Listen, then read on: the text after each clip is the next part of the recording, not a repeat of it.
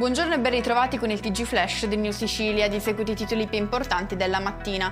Avrebbe abusato più volte di 2 colleghe all'interno dell'albergo in cui lavoravano a Giardini Naxos nel Messinese, così un 38enne è finito in manette.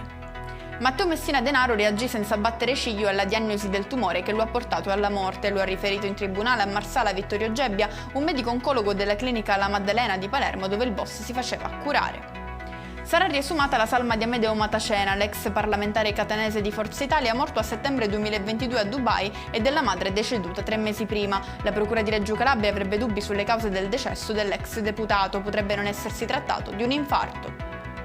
Palermo in lacrime per la tragica scomparsa di Marco Cataldi, 31enne originario del capoluogo siciliano, è morto in una sparatoria in Francia. L'uomo si trovava all'estero per fare il pizzaiolo e secondo gli stessi familiari sarebbe stato coinvolto in un giro di droga e debiti.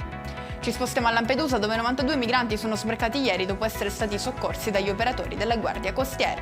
E con questo è tutto, prossimo appuntamento stasera alle 19:30, grazie per averci seguito, buon proseguimento di giornata.